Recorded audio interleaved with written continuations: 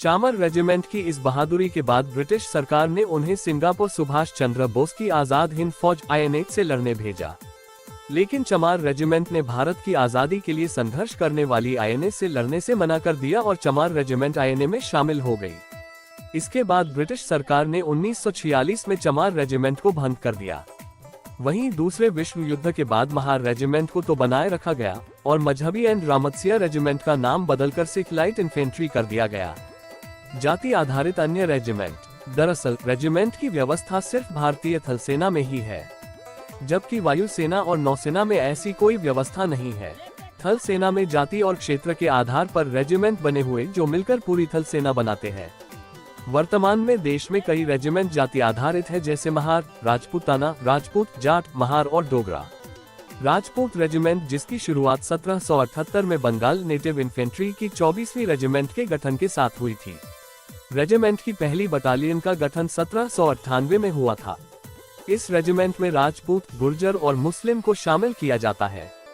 Rajputana regiment या Rajputana rifles की स्थापना 1775 में की गई थी, जब तात्कालिक ईस्ट इंडिया कंपनी ने राजपूत लड़ाकों की क्षमता को देखते हुए उन्हें अपने मिशन में भर्ती कर लिया। ये भारतीय सेना का सबसे पुराना राइफल रेजिमेंट है। इस रेजिमेंट में राजपूत और जाट को बराबर हिस्सों में बांटा जाता है, लेकिन कुछ यूनिट में अहीर, गुर्जर और मुसलमानों को भी शामिल किया गया है। महार रेजिमेंट की स्थापना ब्रिटिश इंडियन आर्मी ने 1815 में की थी। इस रेजिमेंट में महाराष्ट्र और कर्नाटक के महार जाति के लोगों को शामिल किया गया था, लेकिन वर्तमान में इस रेजिमेंट में मध्य प्रदेश, गुजरात, उत्तर प्रदेश और बिहार की कई जातियों को भी शामिल किया जाता है। डोगरा रेजिमेंट भारतीय सेना का एक डोगरा पहाड़ी इलाकों के लोगों का सैन्य दल है। डोगरा रेजिमेंट का मुख्यालय फैजाबाद, उत्तर प्रदेश में स्थित है। इसमें मुख्यतः हिमाचल, जम्मू और पंजाब के लोग भर्ती किया जाता है।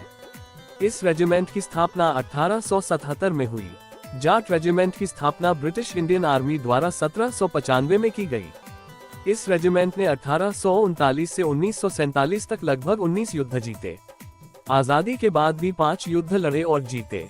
सेना जाति के आधार पर बनी किसी रेजिमेंट में जाति के आधार पर रिक्रूटमेंट होता तो है, हालांकि ऐसा भी नहीं है कि किसी विशेष जाति के लोग ही एक जाति की रेजिमेंट में भर्ती हो सकते हैं। दरअसल इन रेजिमेंट में कई जाति के लोगों को भी शामिल किया जाता है। जैसे देखा जाए तो राजपूताना राइफल्स में राजपूत के अलावा जाट भी शामिल हो सकते हैं, उसी तरह जाट रेजिमेंट में जाट के अलावा अन्य समाज के लोग भी हो सकते हैं। हालांकि भारतीय सेना की 2 रेजिमेंट, सिख रेजिमेंट और गोरखा रेजिमेंट में सिर्फ विशेष जाति को ही भर्ती किया जाता है।